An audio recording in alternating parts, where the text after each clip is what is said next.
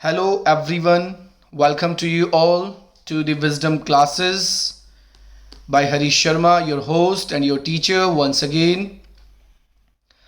आपके पास लेकर के एक नई वीडियो जिसमें MCQs practice for board exam हमारा एक कैंपेन चल रहा है बेटा, जिसमें हम एवरीडे कोई नया चैप्टर या चैप्टर्स लेते हैं, अलग अलग पोर्शन से सोशल साइंस के, और वहाँ से जो भी मोस्ट एक्सपेक्टेड क्वेश्चंस हैं बेटा, जिनको बोर्ड रखता ही रखता है एग्ज़ाम में, तो उनको हमने यहाँ पर एक उनसे कंसिस्ट करके एक वीडियो को बनाया है। ठीक है, तो सबसे पहले क्लास शुरू करने से पहले आप सभी को होली की बहुत बहुत शुभकामनाएं बेटा, और I hope that definitely this year the Holi is going to very colourful for you all.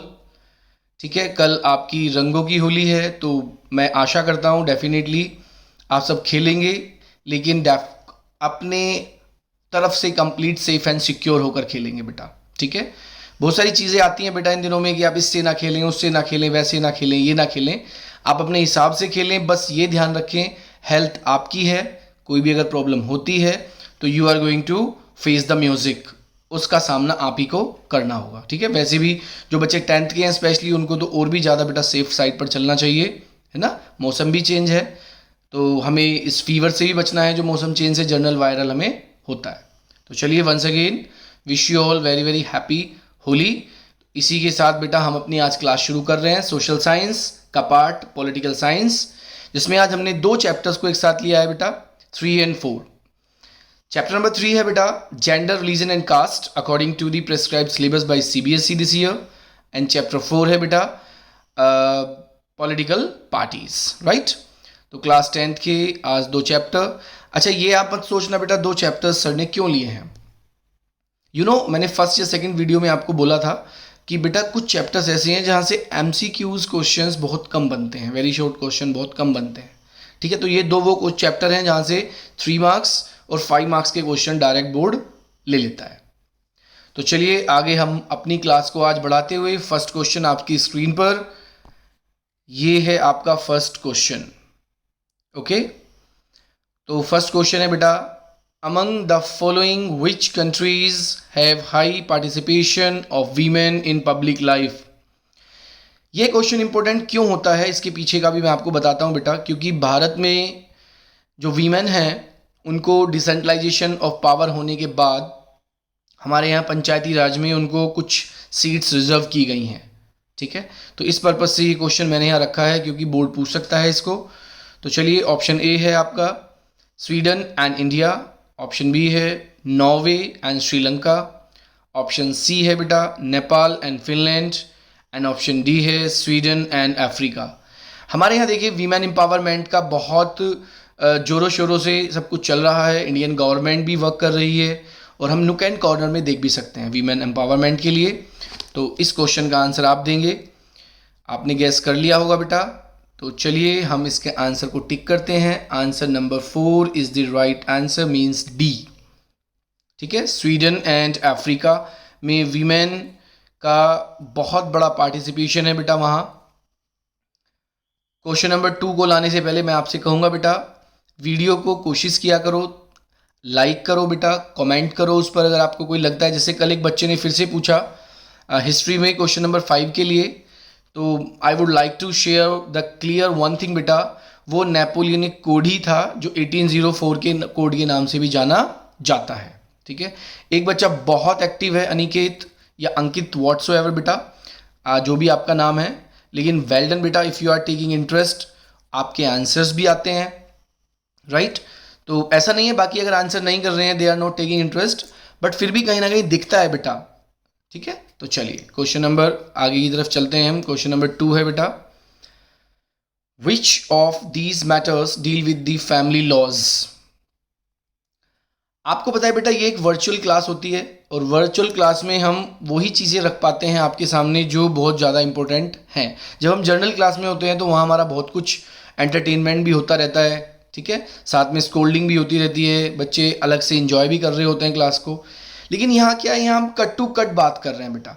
ठीक है, तो यहाँ फैमिली लॉज के बारे में आया है, और मैं तो कहता हूँ बेटा इस समय फैमिली लॉज बनना बहुत ज़रूरी है, क्योंकि अभी मैं डाटा चेक कर रहा था तो भारत की पॉपुलेशन अगर हम सेंसस के हिसाब से बात करें तो 140 मतलब 140 करोड़ से ऊपर हो चुकी है। कैन यू इमेजिन, 2021 की बात कर रहा हूँ, लेकिन अगर 2023 में जाएंगे तो मुझे ऐसा लग रहा है हम चाइना को क्रॉस कर चुके हैं।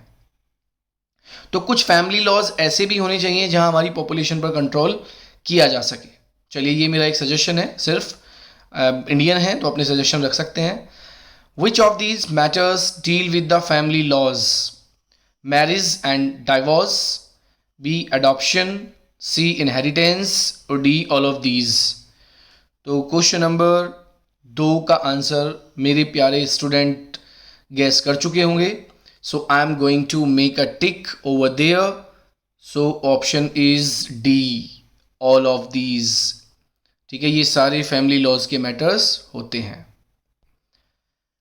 इसी के साथ हम चलते हैं क्वेश्चन नंबर 3 की तरफ। बहुत ही फेमस नाम बेटा, आप हिस्ट्री पढ़ लीजिए, आप पॉलिटिकल साइंस पढ़ लीजिए, ये नाम आपको 100% 6th 7th 8th इन क्लासेस में भी सुनने को मिला होगा। ज्योतिबा फूले वॉज अ और एन। ज्योतिबा फूले कौन थे? सोशल रिफॉर्मर्स थे, एजुकेशनिस्ट थे, पॉलिटिकल लीडर्स थे या एनवायरमेंटलिस्ट थे? चलिए बताइए, ज्योतिबा फूले। जब हम छोटे हुआ करते थे ना तो हम पढ़ते थे ये नाम, तो डॉक्टर भीमराव अंबेडकर, महात्मा गांधी, ज्योतिबा फूले, ये एक बड़े ही सिस्टमैटिकल ऑर्डर में पूछे जाते थे, तो ऐसे भी याद हो जाते थे हमें। तो चलिए, आपको कुछ हिंट मिल ही गया होगा। तो इसका option number A is the correct one बेटा। Jyotiba Phule was a social reformers. ठीक है, चलिए हम चलते हैं क्वेश्चन नंबर 4। वाओ, आज तो स्टार्टिंग में ही एजर्शन रीजन बेस्ड क्वेश्चन आ गए बेटा, कोई बात नहीं। चलिए एजर्शन की तरफ चलते हैं बेटा। एजर्शन है हमारा, the constitution prohibits discrimination on the grounds of religion. बिल्कुल सही बात है बेटा। आपको मैं बता दूं, India is a secular country, और सेक्युलर कंट्री क्या होता है बेटा? जिस किसी देश में किसी भी रिलीजन को स्पेशल ट्रीट नहीं किया जाता, राइट? सब रिलीजन्स को इक्वल वेलकम मिलता है, तो इसका मतलब एजर्शन तो हमारा ठीक हो जाता है। ओके, तो रीजन है, a secular constitution like ours is necessary also sufficient to combat communalism. कोई मतलब ही नहीं बनता बेटा। जहाँ सेक्युलरिज्म होगा, जरूरी नहीं है कि वहाँ ये कह रहे हैं सेक्युलर कॉन्स्टिट्यूशन हमारे जैसा वो है, उसको जरूरत है कि सफिशियंट टू कॉम्बैट कम्युनलिज्म। अगर हम सबको इक्वल राइट देंगे तो किसी भी प्रकार का झगड़ा होगा ही नहीं बेटा, कोई कम्युनलिज्म वहाँ पर हो ही नहीं सकता। तो चलिए, इतना हिंट आपके लिए काफ़ी है। हम अगर चलें आगे तो आपके ऑप्शंस ये हैं बेटा, ऑप्शंस के हिसाब से आंसर गैस कीजिए। तो चलिए ऑप्शन नंबर 3 के साथ हम लोग चलेंगे बेटा। A is true but R is false. Students, video को लाइक, शेयर और कमेंट ज़रूर करें बेटा। ये आप प्लीज़ इस बात को याद रखें, जैसे ही आप वीडियो ऑन करते हैं तो प्लीज़ लाइक पर बटन दबाइए। मैंने ये भी कहा हुआ है बेटा, if you are not going to like the video, तो वहाँ डिसलाइक का भी होता है। वो अच्छी बात है कि आप कोई भी नहीं कर रहे हैं, क्योंकि बहुत लोग कॉन्स्टेंट रहे हैं हमारी इंडियन हिस्ट्री में भी, जिनको इफ एंड बट से कोई फ़र्क ही नहीं पड़ता था। चलिए question number 5। In which of the following are 1/3 of seats reserved for women in India? क्या बात है, क्या बात है बेटा। अभी तो मैंने शुरू की थी क्लास, इसी बात से शुरू की थी, और क्वेश्चन यहाँ पर आपको मिल गया है। तो आज गैस कीजिए अपने आप और आंसर बताइए मुझे। चलिए, जिन बच्चों ने गैस किया होगा उनको पता भी होगा कि आंसर क्या टिक होने वाला है। तो क्वेश्चन का आंसर नंबर डी करेक्ट है। पंचायत राज सिस्टम में बेटा 1/3 सीट्स को रिजर्व कर दिया गया है भारत में। You must have read Lord history, because 10th में आप पढ़ रहे हैं तो यहाँ तक आपने काफ़ी कुछ पढ़ा भी होगा। आई डोंट नो कि कैसे पढ़ा है, बट मैं आपको बता दूँ, वीमेन रिफॉर्म्स बहुत हुए हैं हमारे भारत में, और एक ये बहुत बड़ा स्टेप था इंडियन गवर्नमेंट का, काफ़ी प्रेजेबल। ठीक है, जितनी प्रशंसा की जाए वो कम है कि हमें पंचायती राज सिस्टम में वीमेन को 1/3 सीट रिजर्व मिल गई हैं। ठीक है, तो जब रिजर्व सीट वहाँ आती है तो उस इलेक्शन में सिर्फ और सिर्फ हमारे देश की जो महिलाएं हैं वो ही पार्ट लेती हैं। ओके, वो अदर्स में भी पार्ट ले सकती हैं अगर वो रिजर्व में नहीं है। अगर वो वीमेन रिजर्व में है तो वहाँ वीमेन ही लेंगी, जो कि बहुत अच्छी बात है। क्वेश्चन नंबर 6, वाओ, फिर से एक एजर्शन रीजन बेस्ड क्वेश्चन है। आपको बता दूं बेटा एक बात, एजर्शन रीजन बेस्ड क्वेश्चन सिर्फ वही बच्चा कर पाएगा बेटा जिसने चैप्टर को थोरोली पढ़ा है। सीबीएसई को इनको रखने का एक ही मोटिव है बस, it doesn't want to check your study. वो चेक करना चाहती है कि बच्चा कितना डीप चैप्टर में गया है। ठीक है, क्या उसने चैप्टर को सरफेस से ही तो नहीं पढ़ लिया है, राइट? तो चलिए, assertion, India is a secular state, बिल्कुल सही बात है, सेक्युलर स्टेट है, यहां पर किसी भी रिलीजन को हम स्पेशल ट्रीट नहीं करते। Reason, our constitution does not give a special status to any religion. देखिए बेटा, दोनों बातें एक दूसरे से मैच करती हैं, एजर्शन का रीजन बिल्कुल ठीक है। तो इसके साथ हम जाएंगे ऑप्शन नंबर ए की तरफ। अच्छा बेटा देखिए, किसी भी बच्चे ने अभी तक अपना स्कोर यहां पर शेयर नहीं किया है। स्कोर शेयर करने से कोई प्रॉब्लम नहीं होगी बेटा, getting my words, definitely it is going to make you very confident. और जब मेरी फिजिकल क्लासेस होती हैं बेटा, स्टूडेंट्स नो वेरी वेल, मैं बच्चों को यही कोशिश करता हूं बेटा कि वो अपने आप में कॉन्फिडेंट बने। हमारे अंदर चीज़ों को फेस करने की एक पावर होनी चाहिए। तो आप कोशिश कीजिए कि आपने जितने भी अटेम्प्ट किए हैं, आप अपना जो भी मार्क्स ऑब्टेन किए हैं वो इसमें डालें जरूर बेटा, कमेंट बॉक्स में। ठीक है, चलिए नेक्स्ट क्वेश्चन है हमारा, कम्युनल पॉलिटिक्स कंसीडर्स, इसके बाद ब्लैंक है, is the principle basis of social community. Communal की बात कर रहे हैं, तो कम्युनल की बात हम करते ही जब बात किसकी होती है, किसकी होती है बेटा? ओके, जब बात होती है रिलीजन की, जब बात होती है रिलीजन की तभी हम कम्युनलिज्म की बात करते हैं, कम्युनल पॉलिटिक्स की बात करते हैं। हमारे देश में आपने सुना होगा कई बार, न्यूज़ में भी आता है कि ये पार्टी तो इसी धर्म को बढ़ावा देती है, ये लोग तो इसी कास्ट को बढ़ावा देते हैं। तो कहीं ना कहीं हम धर्म को पॉलिटिक्स से अलग नहीं कर सकते। आपको पता है ये एक बहुत ही ग्रेट सॉल ऑफ इंडिया ने स्टेटमेंट दिया है। आगे मिलते हैं, हो सकता है ये स्टेटमेंट आपको जल्दी मिल जाए। क्वेश्चन नंबर 8, ट्रू फॉल्स की फॉर्म में यहाँ पर एक क्वेश्चन नंबर 8 आपको मिलता है। B.R. Ambedkar, Jyotiba Phule and Periyar advocated and worked to establish a society in which religion inequalities are absent. बहुत अच्छी लाइन है, तीनों ने ही समाज सुधार के लिए काम किया है। और स्टेटमेंट कह रहा है इनइक्वलिटीज, तो आप बताइए इसका आंसर क्या होगा? B.R. Ambedkar, Jyotiba Phule and Periyar advocated and worked to establish a society in which religion inequalities are absent. तो चलिए, आपने सोच लिया होगा और नहीं भी सोचा होगा तो आई एम हियर बेटा, डेफिनेटली। लेकिन हाँ, मैं आपको कभी कभी क्या करता हूँ, मैं आपको कभी कभी कमेंट बॉक्स में डालने के लिए बोल देता हूँ, जिससे पता चले कि आप अवेयर हैं। ठीक है, आप पढ़ भी रहे हैं या नहीं पढ़ रहे हैं बेटा। तो चलिए, ये स्टेटमेंट फॉल्स है, तो यहाँ से कमेंट बॉक्स के लिए आपको आंसर मिलता है। तो फिर इसमें ऐसा क्या गलत मेंशन है जिसकी वजह से ये स्टेटमेंट फॉल्स हो गया? ठीक है, सो आई विल बी वेटिंग, मैं चेक करूंगा कमेंट बॉक्स में कि आप क्या आंसर देते हैं। तो ये हो जाता है फॉल्स। क्वेश्चन नंबर 9, फिर से एजर्शन रीजन बेस्ड क्वेश्चन है आपका 9। India is still a patriarchal society.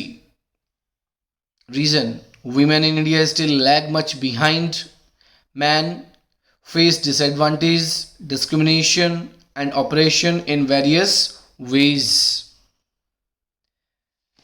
बेटा देखिए, जितना भी हमारा देश का रिमोट पार्ट है, रिमोट पार्ट समझते हैं ना, ऐसा पार्ट जो बिल्कुल रूरल है, जहाँ पर अभी बहुत सारी सुविधाएं नहीं हैं, बिजली नहीं है, पानी नहीं है। ठीक है, अभी भी बहुत जगह हैं बेटा ऐसी जो अभी भी जूझ रहे हैं इन चीज़ों से। हालांकि government of India is working for these all, लेकिन बहुत बड़ा देश है। ठीक है, तो अब उसके हिसाब से हमें इसका आंसर देना है। तो उसके अकॉर्डिंग अगर हम बात करें, बिल्कुल भारत हमारा एक पुरुष प्रधान देश रहा है और अभी भी बहुत सारी जगहों पर देखने को मिलता है कि वीमेन को ऑप्रेस किया जा रहा है? इसके पीछे का मुझे सिर्फ एक लॉजिक लगता है, lack of education, lack of education. ठीक है, तो चलिए इसका आंसर आप लोग मुझे बताइए, इसका आंसर क्या है? क्वेश्चन आपने देखा है, क्वेश्चन नंबर 9 है, तो 9 का answer according to this system is option number 1। दोनों ही ट्रू हैं और आर करेक्ट एक्सप्लेनेशन भी है बेटा।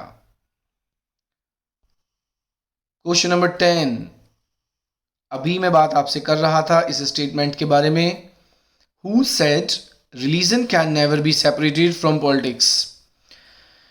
माई डियर स्टूडेंट्स, व्यूअर, लिसनर, जो भी इस वीडियो को देख रहे हैं, मैं आपको एक चीज़ और क्लियर कर दूं बेटा, या जो भी लोग इसको देख रहे हैं उनके लिए, कि ये एक ऐसा पोर्शन होता है हमारा सोशल साइंस का जिसमें हमें थोड़ा सा अपने आप को अटेंटिव रखना होता है।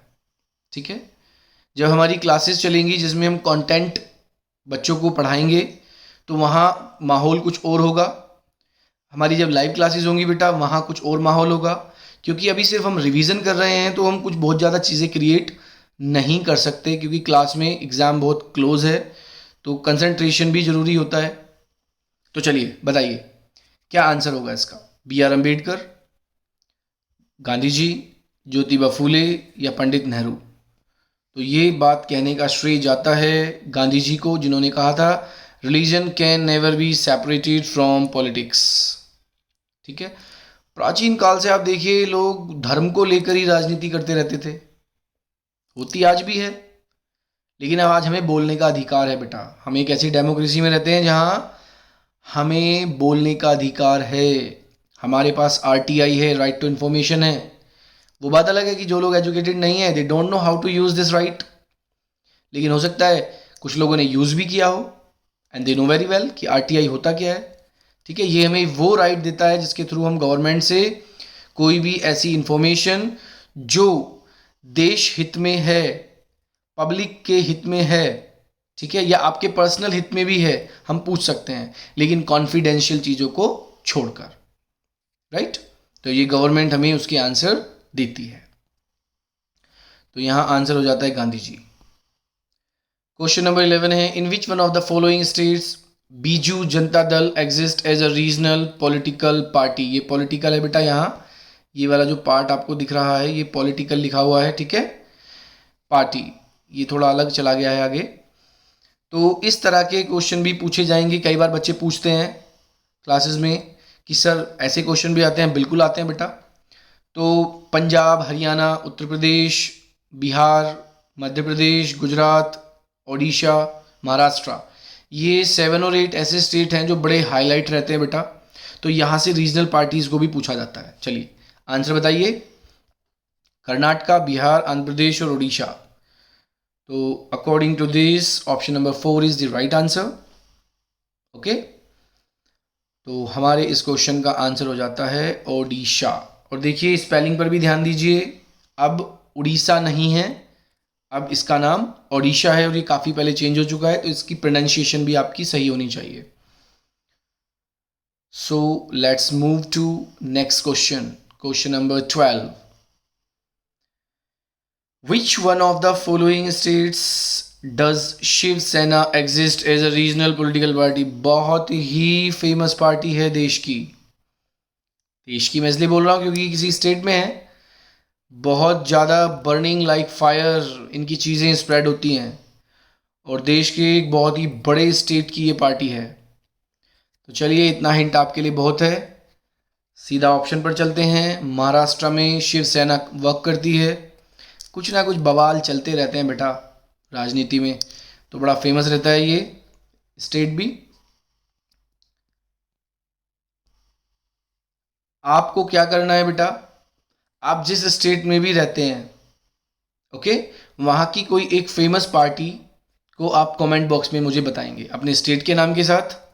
ठीक है, अपना स्टेट डालेंगे और उसके सामने पॉलिटिकल पार्टी का नाम लिखेंगे।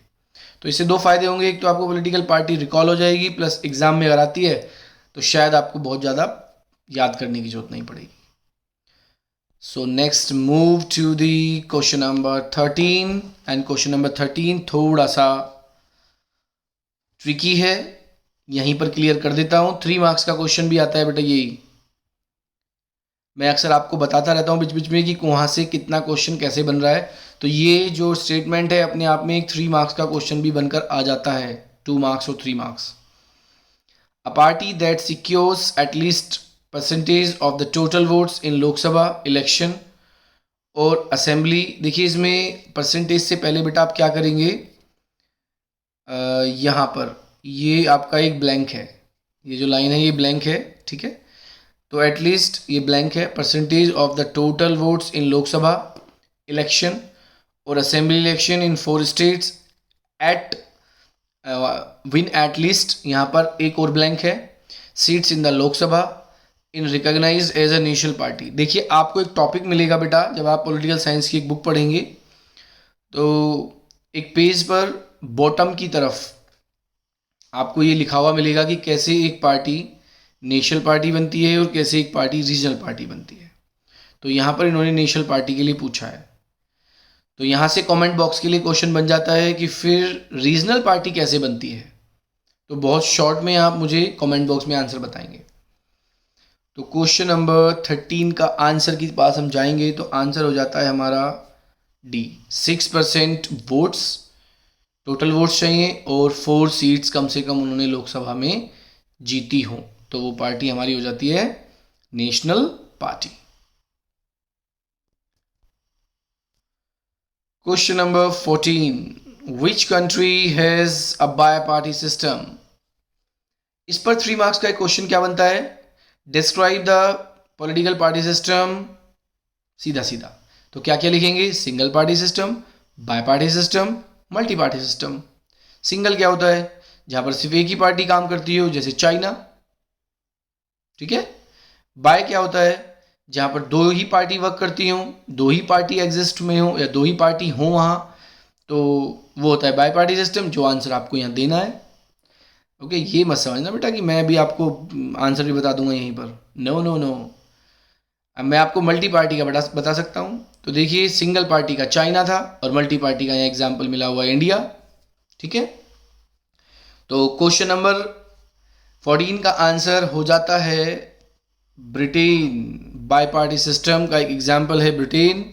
तो यहाँ पाकिस्तान बचता है। बेटा हर बार पाकिस्तान देख कर ना प्लीज़ अपने अंदर देशभक्ति पैदा मत कर लिया करो, ठीक है। तो अच्छी बात है, देशभक्ति हमारे अंदर होनी चाहिए, मेरे अंदर भी है, लेकिन ठीक है बेटा, एक ग्लोब पर हम लोग रह रहे हैं तो ज्योग्राफिकल चीज़ें चलती हैं। तो चलिए आपको बताना है पाकिस्तान में किस तरह का पार्टी सिस्टम है, और इसके साथ हम लोग आगे बढ़ते हैं। Question number 15, 14 is clear. Bi party system Britain, single party system China, multi party system India. तो फिर पाकिस्तान क्या, पाकिस्तान के सामने मैंने लगा दिया है क्वेश्चन मार्क। मुझे कमेंट बॉक्स में वेट रहेगा आपके आंसर का। Question number 15, which one of the following is a better way of carrying out political reforms in a democratic country? wow, हम एक डेमोक्रेटिक कंट्री में किस तरह से पॉलिटिकल रिफॉर्म्स कर सकते हैं।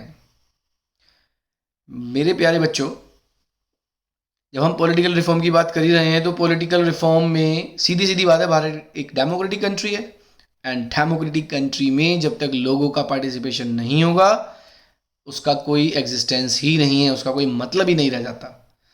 तो चलिए ऑप्शन आप सोच लीजिए और मैं टिक करता हूं, मैच कर लेना अपने आंसर के साथ। तो ऑप्शन नंबर सी के साथ हम जाएंगे, the empowerment of people. Okay, चलिए बेटा 15 तक हम पहुंच गए हैं। स्टूडेंट्स आप वीडियो को लाइक कमेंट और शेयर जरूर करना बेटा, ठीक है। शेयर ज़्यादा से ज़्यादा करने की कोशिश करना, जो ज़्यादा से ज़्यादा बच्चों के पास ये पहुंच सके, ठीक है, जिससे आने वाले टाइम में भी अगर कोई आपका कोई छोटा बहन भाई है, कोई नोन है जिसको 9th से 12th की बहुत सारी चीज़ें इस चैनल पर अवेलेबल हो सकें। क्वेश्चन नंबर 16 की तरफ चलते हैं। Which one of the following is not component of a political party? मज़ेदार बात देखिए बेटा, यहां पूछा है कि कंपोनेंट नहीं है, राइट, मतलब कोई एक नहीं है, 3 है। अगर 3 है तो 3 के साथ एक 3 नंबर का क्वेश्चन यहां से भी आता है कि आपसे पूछा जाता है what is political party and describe its component. तो what is political party? A group of people which come together and contest election. ठीक है, अब कंपोनेंट हमें यहां से मिल जाते हैं, तो चलिए बता दीजिए आंसर इसी बात पर। आंसर हो जाता है डी, वीमेन कोई कंपोनेंट है ही नहीं पॉलिटिकल पार्टी का।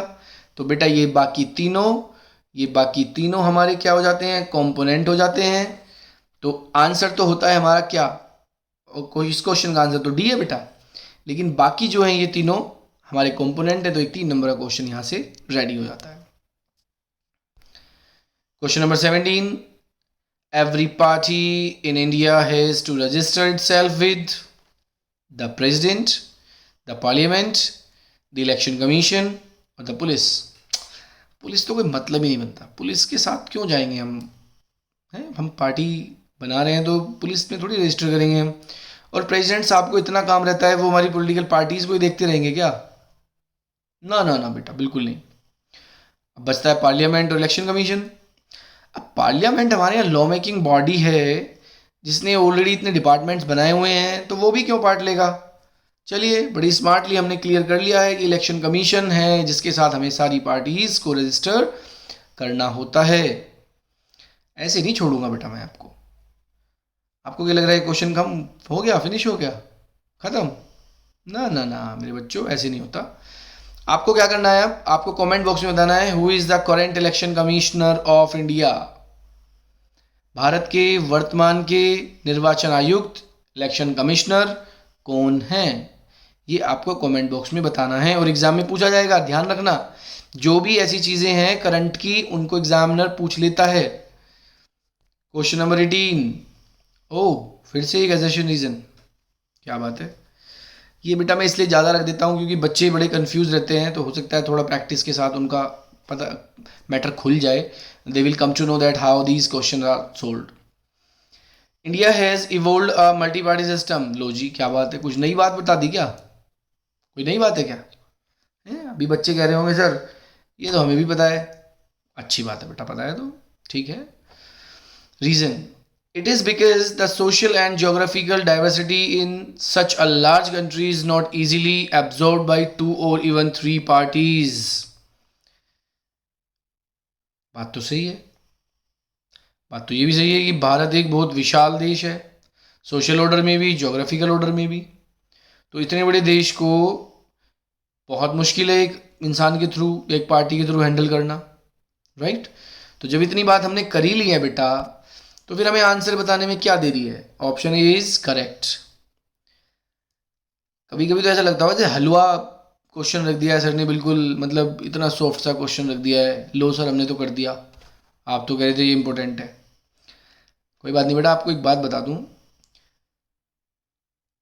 कितनी बार बच्चों को सुनाया कहते हुए सर एग्जाम बहुत ईजी था सर, मैं तो मज़ा आ गया सर, मैं तो बस पूछो मत सर, क्या ही तो इतने इतने इतने आगे पहुंच जाते हैं। कहते हैं सर मेरे तो 80 में से 85 भी नंबर आ जाएंगे। कमाल है भाई, 80 में से 85 कैसे आ जाएंगे भाई? इतना इंग्लिश में हाइपरबोली स्टेटमेंट होते हैं बेटा, लेकिन इतने नहीं होते कि तुम अपनी क्रिएशन कुछ और ही कर दो।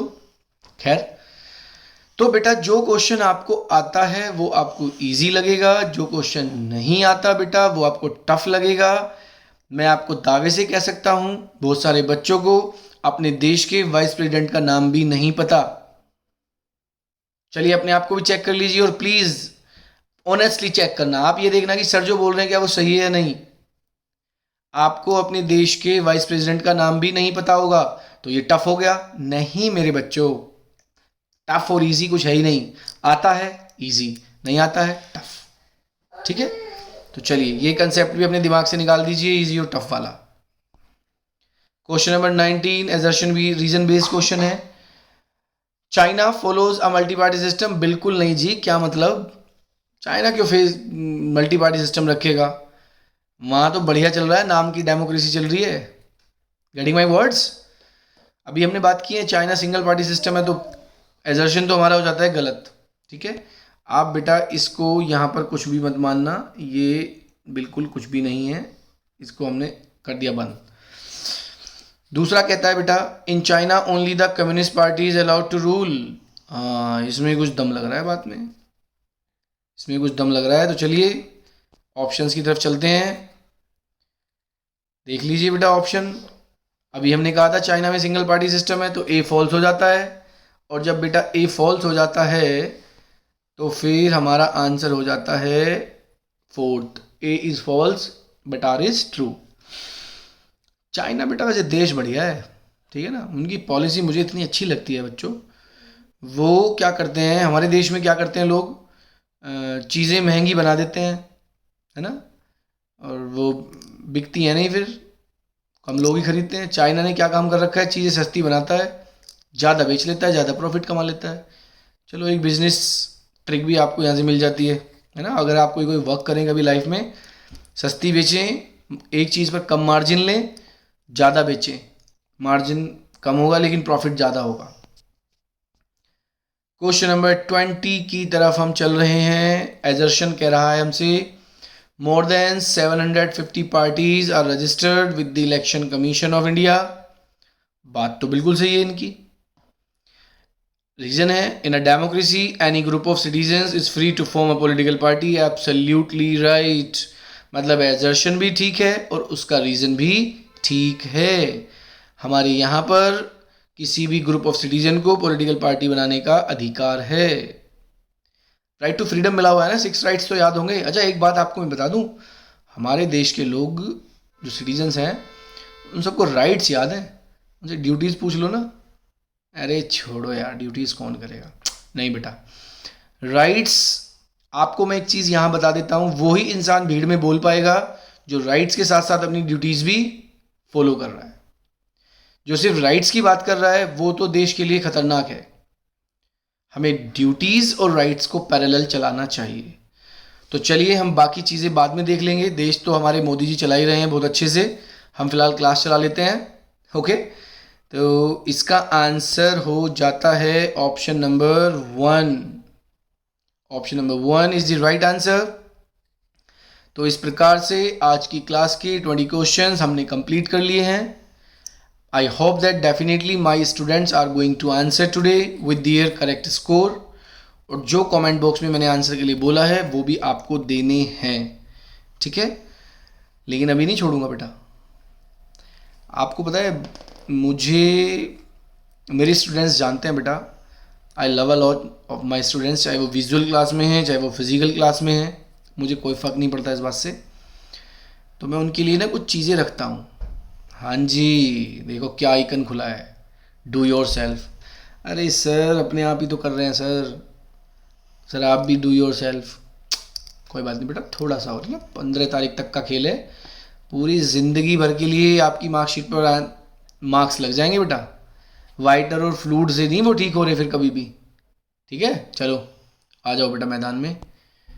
तो चलिए ये पहला क्वेश्चन आपका है, ध्यान से देख लीजिए, ये मैच करके इसका आंसर आपको मुझे सेंड करना है, ओके। अब देखिए, अगर आप हरियाणा में हैं, आप जहाँ जहाँ भी इस समय अपने आप को सेट किए हुए हैं, तो उसके हिसाब से आपको बताना है कि ये किस से मैच करता है। अगर आप एक चीज़ चेक करेंगे तो इस कॉलम ए और कॉलम बी में थोड़ा वेरिएशन है, कोई बात नहीं, वेरिएशन को आप देखेंगे। इसके बाद एक क्वेश्चन आपका आता है, ये आईएनसी, बीएसपी, एनसीपी और बीजेपी, इनके ईयर दिए हुए हैं, इनको कब सेट किया गया था, ठीक है। चलिए इनके वैसे किस किसने इनको सेट किया वो आपको याद होना चाहिए, कमेंट बॉक्स में डालने की ज़रूरत नहीं है उसको। इसके बाद 5 क्वेश्चंस जो हमारे यहाँ से मिलते हैं। Define political party, what does universal adult suffrage stand for, dynastic succession is one of the most serious challenges before the political parties, analyse the statement. Dynastic succession समझते हैं ना, बाप का बेटा का बेटा का बेटा का बेटा चलता आ रहा है और किसी को मौका ही नहीं देते, बाकी आप समझ ही गए होंगे। चलिए define the term feminist, 3 number का क्वेश्चन आता है। डिफाइन से अलग, उनकी क्या डिमांड्स थी, ये मूवमेंट क्या था, व्हाट्सोएवर। एंड क्वेश्चन नंबर 5 है, mention any 2 constitutional provisions that make India secular state. तो ये क्वेश्चंस हैं बेटा जिनको आपको करना है यहाँ इनको कमेंट बॉक्स में डालिए, मत डालिए कोई फ़र्क नहीं पड़ता, लेकिन जिनको बोला है उनको ज़रूर डालिए, लेकिन इनको कर लेना। इसी के साथ आज की हमारी क्लास होती है ख़त्म। Thank you all to watch this video. Patience के साथ आपने इस वीडियो को देखा है तो आपको पैराडाइज मिलेगा। बड़ी प्यारी सी कोटेशन है, patience is equals to paradise. Paradise का मतलब यहाँ सुख, समृद्धि और ज्ञान से है बेटा। तो once again thank you and wish you all very colourful happy Holi. Be safe. कल के लिए भी मैं यही कहूँगा, अपने आप को सेफ रखिए, स्वस्थ रखिए और कोशिश कीजिए कि सफाई का ध्यान भी रखा जाए। मिलते हैं नेक्स्ट वीडियो में कुछ अदर क्वेश्चंस के साथ। Take care, bye bye.